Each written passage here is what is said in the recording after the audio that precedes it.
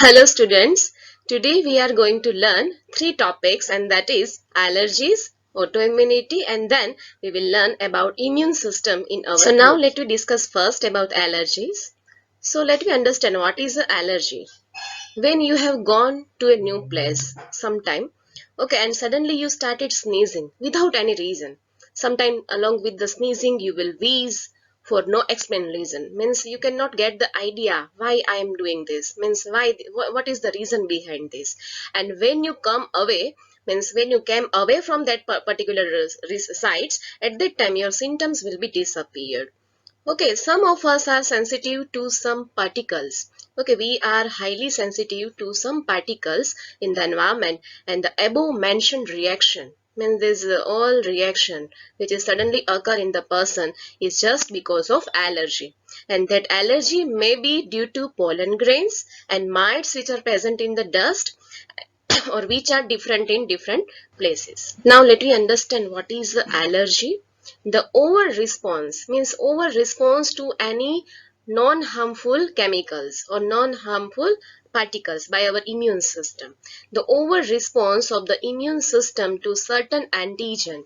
Okay, you know very well antigen may be living, may be dead. Present in environment is called allergy. This is the definition of allergy. Let me repeat, the over response of the immune system to certain antigen present in the environment is called allergy. The substances to which such an immune response is produced are called allergen. The substances meant what is the allergy? Means allergy causing substances which are present in the environment, which enter in our body. Okay, that is called allergen. And when such a kind of a allergen enters in our body, at that time as a response of that allergen, our body or the person which have allergy reaction, they will produce IgE type of antibody, that is immunoglobulin E type of antibody. So common example of allergens, here you can see what are the common examples of allergen generally found in the environment.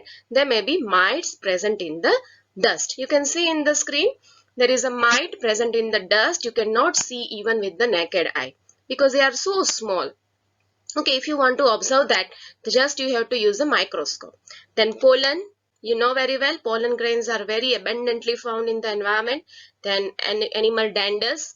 Okay, these all are the particles which are responsible for causing allergic reaction. Then due to entry of such an allergen, when such an allergen enter in the person which is suffering from the allergy disease, they will develop some symptoms. And the symptoms may include continuous sneezing.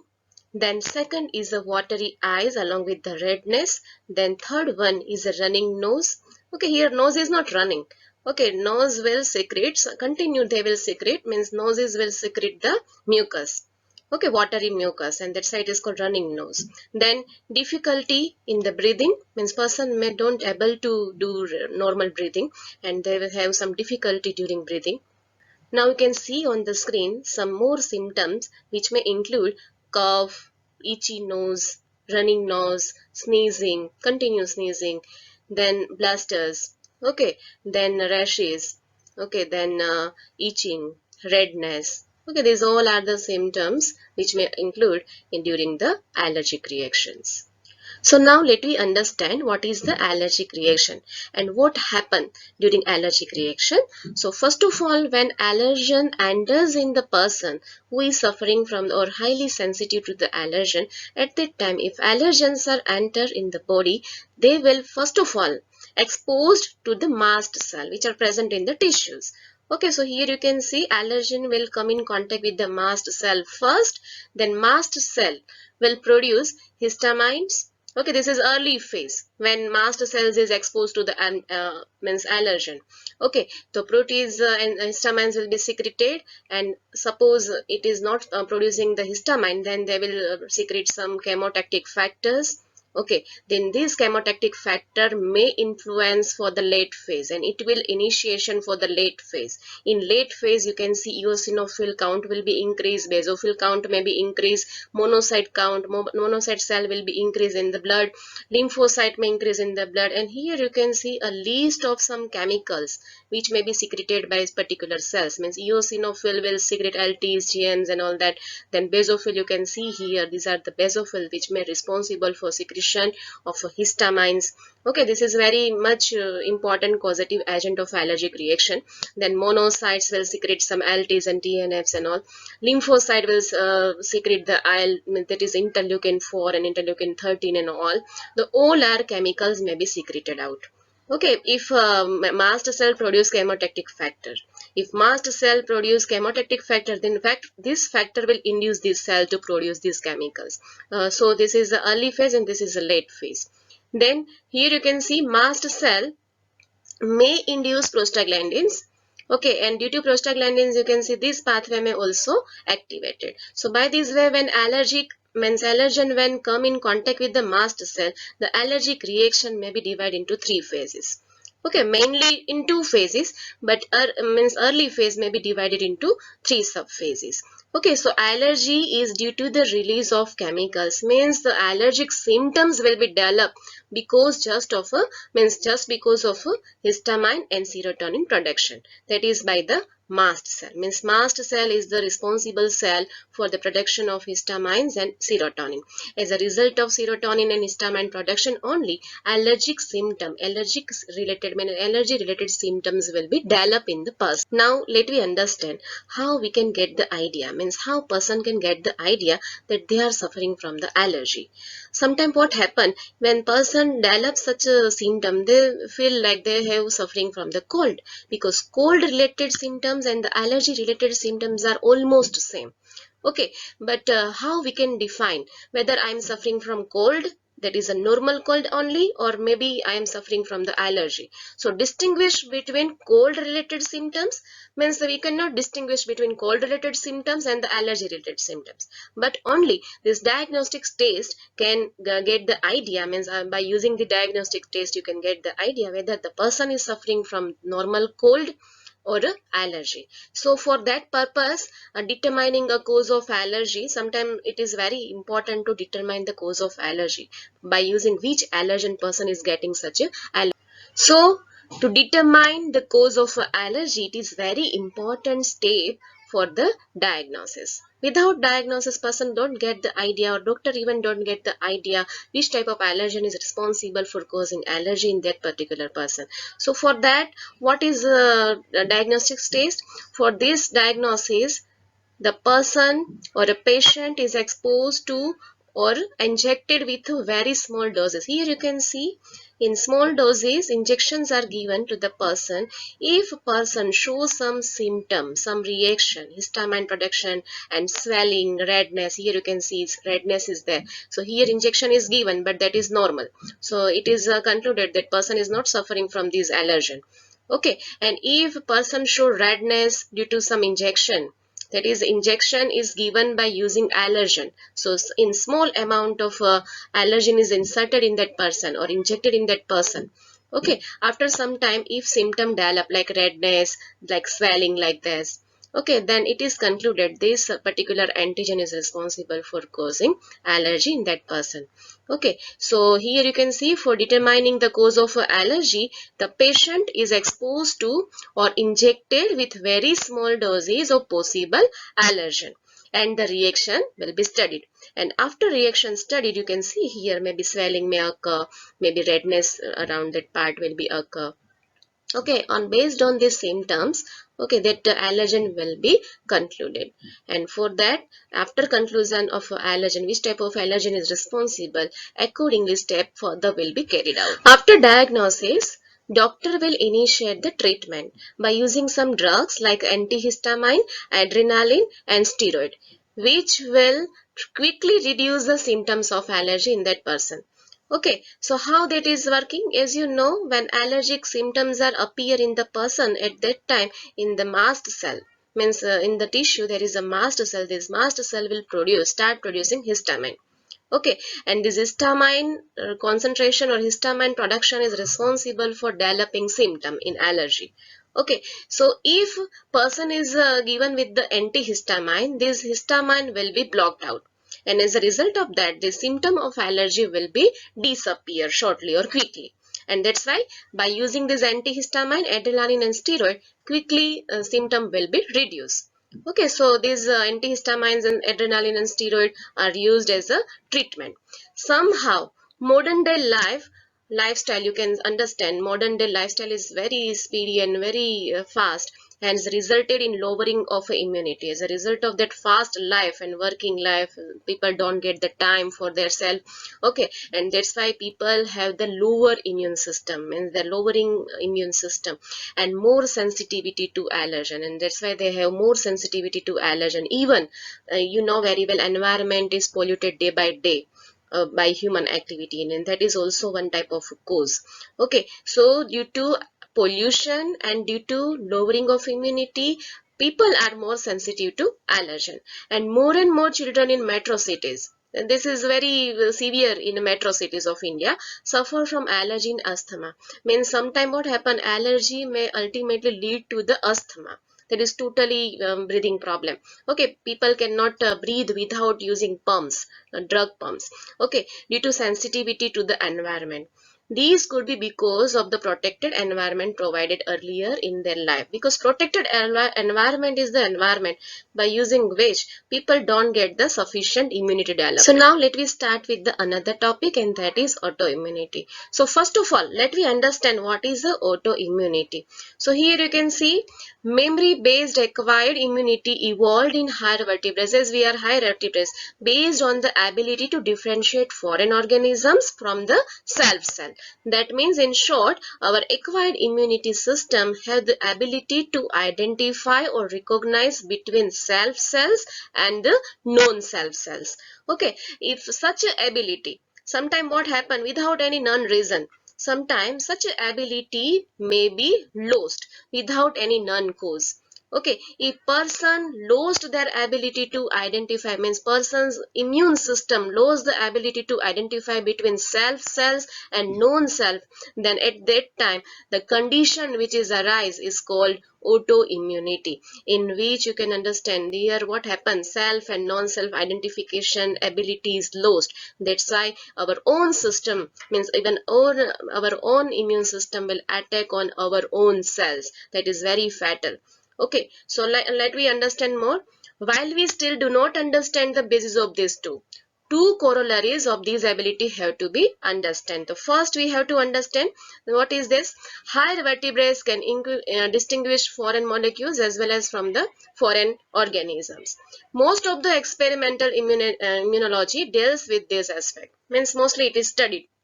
And second is sometime due to genetic or other unknown reason. Sometimes genetic reason may be there, sometimes unknown reason may be there. The body attacks self cells.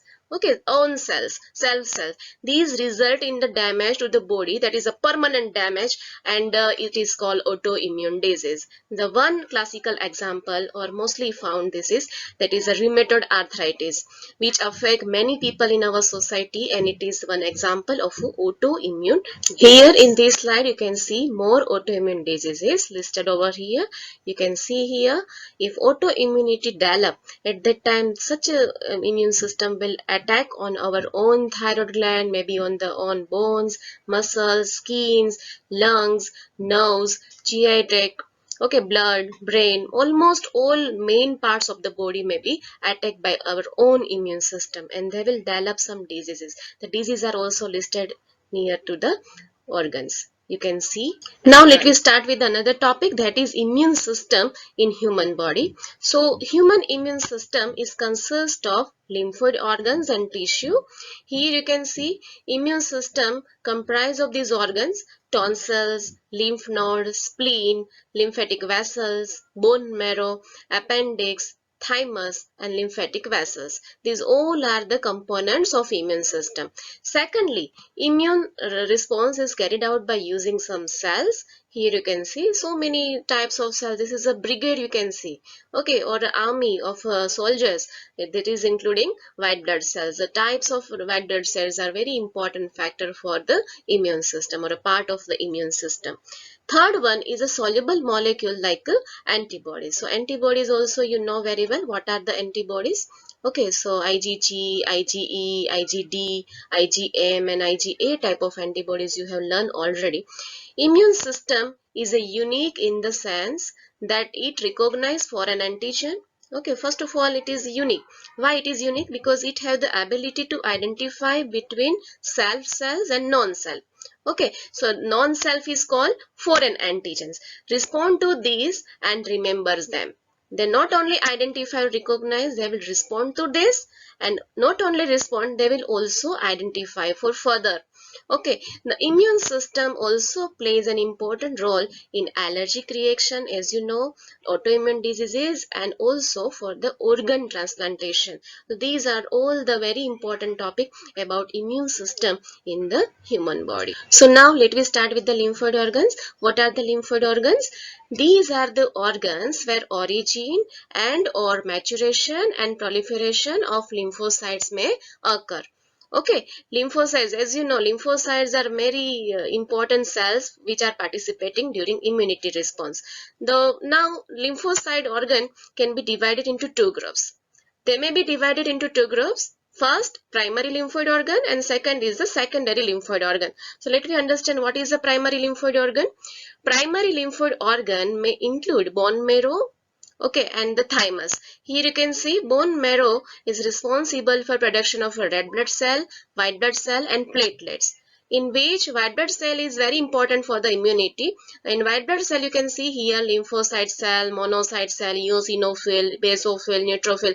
These all listed over here cells will be produced inside the bone marrow.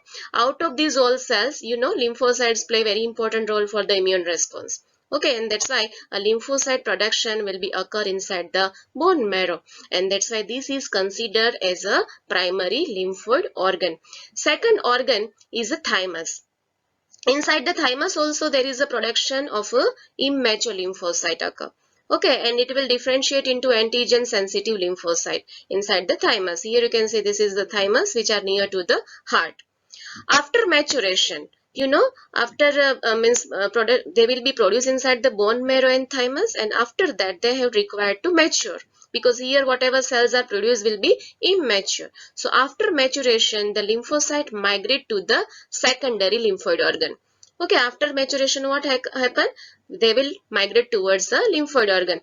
In organs such as the spleen, lymph nodes, tonsils, Peyer's patches of a small intestine and appendix. These all are considered as a secondary lymphoid organ, where you can understand here production not occur, even maturation not occur inside these organs. Here what happen? Here production also occur and maybe maturation also occur.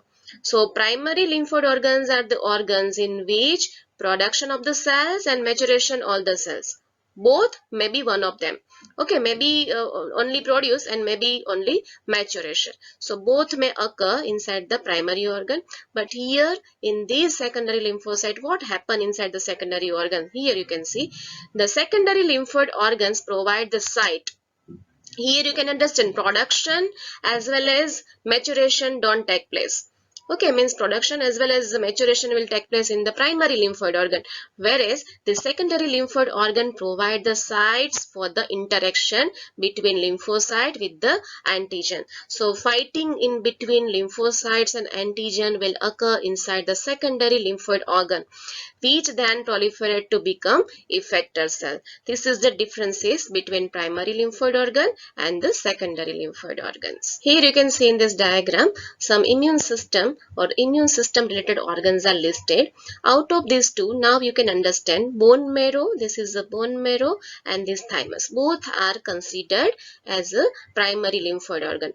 Rest others like tonsils, lymph nodes, spleen, lymphatic vessels, appendix, then lymphatic vessels also over here. Okay, these all are considered as a secondary lymphoid. So now let me summarize about primary lymphoid organ that include bone marrow and the thymus. So bone marrow is the main lymphoid organ where all blood cells including lymphocytes are produced. Here you can see this is the bone marrow in which red blood cell, WBC, platelet all will be formed, and out of WBC also there are so many type of WBC will be developed or produced or mature inside the bone marrow. Then the thymus, it is a lobe organ. You can see two lobes are there located near the heart. You can see here, this is the heart. Near to the heart, thymus is located and beneath the breastbone. Okay, the thymus is a quite large at the time of birth. This keep in mind. Okay, this is very important. The thymus is a quite large at the time of birth but keep reducing in size with the age. As you have learned in standard 11 chapter 22. Okay, you have already learned this. During birth time this thymus will be large, and after that with age and by the time of puberty it attain a reduced size, and that's why older people or old age people will have lack of immunity, okay, due to the smaller size of thymus. Now you can say that both bone marrow and thymus provide a microenvironment for the development and maturation of the T lymphocyte. This is the main function of a bone marrow and thymus. Okay, let me repeat that both bone marrow and thymus provide microenvironment for the development of a maturation of a T lymphocyte. Now let me go through secondary lymphoid organ in which spleen is there, lymph nodes is there, okay, MALT is there. So let me go one by one. First of all, spleen. Here you can see is a large bean-shaped organ. Spleen is a large bean-shaped organ. Here you can see this is a bean-shaped organ near to the stomach. Okay, it mainly contains lymphocytes and phagocytes. Okay, it acts as a filter of the blood. If any organism, any pathogen present in the blood will be filtered out by using this organ. This is a secondary lymphoid organ, and it acts as a filter of a blood by trapping foodborne microorganism. Is any microorganism or any pathogen present in the blood will be trapped out by using this spleen. Spleen also has a large reservoir of erythrocytes. So many RBCs are also present inside the spleen. Second is the lymph node. Here is the network of lymph nodes. Here you can see one small nodes like structures are present in all around, and one network is there. So all small node like structures are called lymph node. That is very important sites. Okay, so let me understand what is the lymph nodes. The lymph nodes are the small solid structures located at the different points. Here you can see different point all over the body along with the lymphatic system. Lymph nodes serve to trap the microorganism. They are also responsible for trapping the microorganism present in the lymph or enter in the lymph and or other antigens which happen to get into the lymph and tissue fluids. Okay, antigens trapped in the lymph nodes are responsible for the activation of lymphocyte present there. If activated lymphocyte is there, you know, first line will work, then second line will work, and then finally third line of defense will be work and cause the immune response. By this way, immune response will be generated against the antigen. Third one is a lymphoid tissue also located within the lining of the major tracts. Major tracts like a respiratory tract. This is the main tracts from where antigen may be enter. So respiratory tract, digestive tract, urogenital tract, these are the main entry parts. Okay, these entry parts are mainly used for the entry of the pathogens or antigen, and that's why they are lined with the mucosal associated lymphoid tissue. Okay, that will secrete the mucus. It consists about 50%. This is the largest organ. Okay, this is the largest lymphoid tissue. Okay, so it is consist of about 50% of lymphoid tissue in second and very important thing, that is a Peyer's patches, which is present in our intestine, and sometimes it is also considered as a tonsils of intestine. This is very important. It is found in the wall of a small intestine. Here you can see the wall of intestine, and these node-like structures are called Peyer's patches. Capture and destroy bacteria in the intestine. If any bacteria enters in our intestine, will be captured and destroyed by the intestinal part. Okay, and that is a Peyer's patches. And sometimes it is also considered as a gut-associated lymphoid tissue. Okay, these patches are called Peyer's patches, and along with the Peyer's patches, the tissue, it is called gut associated. Gut means intestinal associated, gut associated lymphoid tissue. Here you can see good bacteria also there, you know very well. So many good bacteria are also present in our intestinal tract. But when bad bacteria which cause harm to the human, if it is entered, at that time the Peyer's patches will work Okay, that will get induced, then they will produce some IgA related antibodies, and B cell will be activated. As a result of that, plasma cell will generate and immune response will generate, and as a result of that, you can see very much high amount of army will be generated, and that is including antibodies, and by this way our body will be reacted along to the or in response to the bad bacteria. So this is the homework for today's lecture. You can see, write detailed note on allergy. Okay, then second is explain autoimmunity briefly, you have to write down. Then third one is explain about primary organs and their roles. And along with that, you have to solve MCQ number 51 to 75, okay, from the worksheet. So all the best. In next lecture, we will learn about AIDS, that is HIV structure and pathogenesis. Okay, so till that, goodbye.